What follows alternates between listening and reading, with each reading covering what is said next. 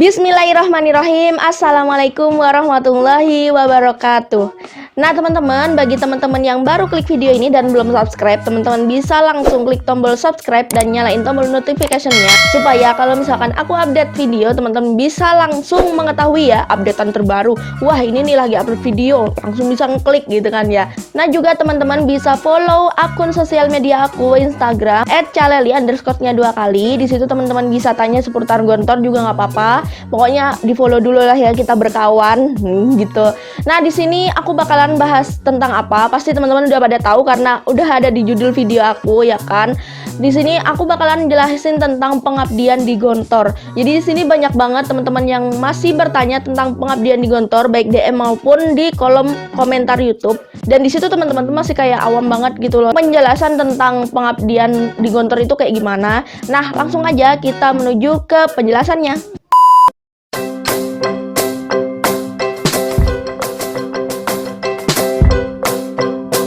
Nah teman-teman, seperti yang aku bilang tadi sebelum di awal video, jadi kita akan membahas tentang pengabdian di Gontor. Nah pengabdian di Gontor nih kayak gimana sih gitu kan? Apa sih pengabdian? Apain? Pengabdian apa? Pengabdian masyarakat dan lain sebagainya gitu kan ya. Jadi teman-teman tuh pasti pada bingung. Juga ada yang ngira nih ya, salah satu followers aku di Instagram dan juga subscriber aku di YouTube, itu tuh ada yang masih ngira kalau misalkan pengabdian di Gontor adalah pada saat teman-teman menjadi kelas 5 KMI alias Mudabir. Jadi guys, itu salah besar ya, salah besar, karena mudabir sama pengabdian itu berbeda. Jadi kalau misalkan mudabir itu untuk teman-teman yang sudah menduduki di bangku kelas 5 KMI. Jadi maupun dari intensif ataupun kelas biasa. Jadi penjelasan intensif dan kelas biasa ini juga udah aku jelasin di sini. Nanti aku tampilin linknya di sini.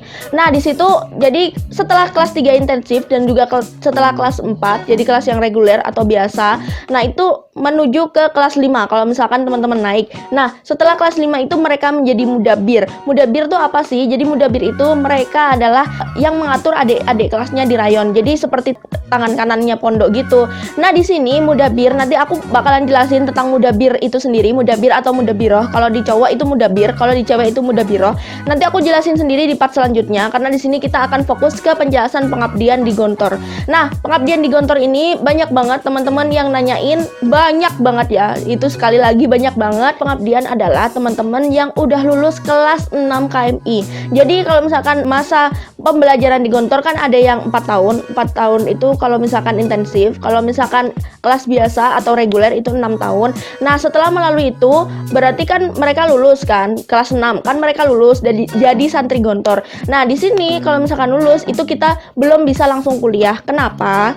Karena kita harus mengabdikan diri kita, seperti mengabdikan diri kita dengan mengajar. Nah, di sini karena kenapa sih kok harus mengajar gitu kan ya? Kenapa nggak harus selain mengajar? Nah, di sini balik lagi kita di Gontor belajar dengan kurikulum KMI. Nah, apa itu KMI? KMI adalah Kuliatul Muallimin atau Muallimat. Kalau misalkan di Putra Muallimin, kalau misalkan di Putri Muallimat Al-Islamiyah. Nah, yang di sini adalah yang artinya adalah di sini kita diajarkan untuk mengajar. Pokoknya untuk apa ya, kayak sekolah keguruan gitulah kalau misalkan di universitas ya, kayak sekolah tarbiyah gitu. Nah, makanya di sini kita diwajibkan untuk pengabdian, dan pengabdiannya itu wajib mengajar. Mengajar di sekolahan bisa, di pondok bisa, pokoknya di Gontor juga bisa. Jadi ustadz-ustadz yang di Gontor dalam itu, kalau misalkan teman-teman calon pelajar lagi tes ujian di dalam Gontor, ustadz-ustadz pengabdian yang lagi ada di Gontor gitu. Nah, teman-teman, di sini pengabdian itu sendiri itu banyak terbaginya. Jadi pengabdian itu ada pengabdian yang di Gontor Pusat ya, Gontor Putra maupun Putri itu ada yang di Gontor Pusat. Terus habis itu pengabdian juga ada yang di Gontor Cabang. Gontor Cabang itu ya kayak Gontor 2, 3, 4, pokoknya cabang-cabangnya selain Gontor Pusat. Dan pengabdian selanjutnya yaitu ada pengabdian di pondok alumni. Kayak misalkan Darun Najah dan lain sebagainya itu. Pondok-pondok alumni yang memang sudah memintakan santri-santri Gontor untuk mengabdikan di pondoknya gitu.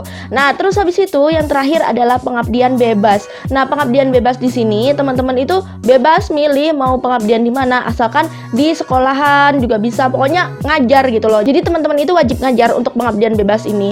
Nah, di sini itu masih banyak banget pertanyaan, Kak, apa kalau misalkan kita itu pengabdian itu kita bisa sambil kuliah? Nah, di sini adalah namanya pengabdian ya, pengabdian wajib 1 tahun dan itu wajib mengajar. Jadi kalau misalkan teman-teman teman-teman mau pengabdian sambil kuliah, ya teman-teman pengabdian di dalam gitu loh. Teman-teman yang pengabdian di dalam kayak ustadz-ustadz yang ada di dalam itu bisa sambil kuliah.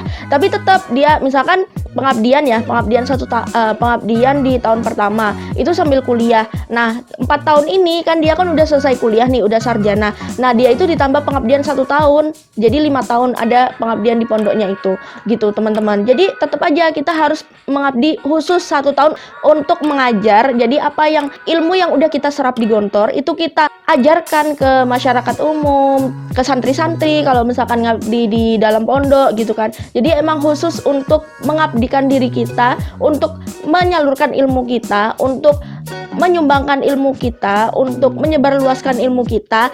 Nah, ilmu kita itu yang sudah kita dapatkan di Gontor itu, yang udah kita serap di Gontor, itu wajib kita sebarin pada saat pengabdian itu tadi. Nah, di sini juga masih banyak banget teman-teman yang tanya kayak misalkan, Kak, berarti aku ini dong Kak, telat 1 tahun dong sama teman-teman sebaya aku gitu kan ya. Nah di sini karena pasti ya teman-teman di situ tuh kayak merasa kayak ih nanti aku ketinggalan dong sama teman-temanku nih yang sekolahnya di luar. Jadi gini teman-teman, jadi kalau misalkan saya pribadi itu anak Gontor banyak ya, anak Gontor banyak tersebar luas di seluruh Indonesia. Jadi kita juga nanti kalau misalkan masuk universitas juga ada kayak temennya gitu yang sama dengan kita ya, anak-anak Gontor juga, apalagi Universitas Islam Negeri itu juga rata-rata kan. Apalagi kalau misalkan teman-teman mau tetap kuliah di Unida kan masih teman-teman sebayanya aja yang ada di Gontor kan, sama-sama telat. Nah kayak gini loh teman-teman, jadi kalau misalkan kita menimba ilmu, kalau misalkan udah setelah selesai jenjang perkuliahan SMA sederajat itu menuju kuliah, itu nggak ada yang namanya telat untuk menimba ilmu masuk ke universitas atau jenjang perkuliahan. Jadi nggak ada yang namanya rugi umur tuh nggak ada. Adanya kalian kalau misalkan kalian tidak menimba ilmu dari sekarang itu rugi banget. Nah kalau misalkan rugi umur itu nggak ada, umur mau berapapun itu nggak ada rugi umur. Pokoknya umur mau berapapun masuk kuliah itu fan-fan aja, diterima-terima aja. Toh ada anak yang udah sarjana masuk ke Gontor kelas intensif juga fine-fine aja gitu loh. Mereka tetap giat, tetap belajar, tetap ingin kayak gigih banget gitu loh buat menuntut ilmu. Jadi nggak ada kata terlambat, nggak ada kata waduh ketinggalan nih gitu, nggak ada, semua itu nggak ada gitu. Dan teman-teman nanti kalau pasti banget deh kalau misalkan teman ada di santri Gontor nih ya, amin semuanya ya, teman-teman tuh pasti banget udah punya reng-rengan kalau misalkan nanti kuliah tuh teman-teman mau kemana, mau menuju mana. Pengabdian aja loh, jangankan kuliah, kan pengabdian setelah kuliah. Jadi pengabdian itu mau di mana itu teman-teman pasti udah punya cita-cita.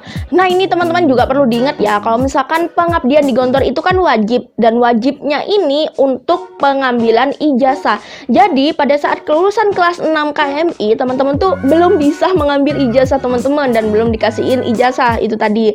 Jadi kalau misalkan mau ngambil ijazah itu tuh wajib pengabdian 1 tahun itu tadi. Nah pada saat kelas 6 itu tuh pada saat kelulusan kelas 6 teman-teman tuh cuman dapat kayak surat surat rekomendasi, surat kelulusan gitu loh, surat kelulusan. Dan itu tuh juga buat untuk surat kelulusan nggak ya, seingat saya sih surat kelulusan itu entah ngambil setelah pengabdian untuk surat sementara selama ijazah belum keluar, atau kalau nggak salah di kelas 6-nya itu. Dan itu pun juga kayak buat pengantar untuk kita pengabdian gitu loh. Nanti juga ada surat pengabdian sendiri. Jadi kalau misalkan buat teman-teman yang pengabdian bebas itu tuh nanti dikasih surat sendiri untuk teman-teman misalkan mau ke sekolahan A gitu ya, nanti dikasih surat untuk ke rekomendasi lah ya, kayak rekomendasi surat ke sekolahan A itu.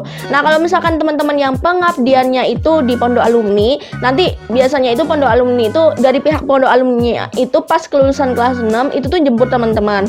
Nah kalau misalkan di pondok cabang, pondok pusat itu nanti kan kumpul sama ustadzah yang ada di dalam itu tadi, nanti pengarahannya di dalam kayak gitu pokoknya teman-teman.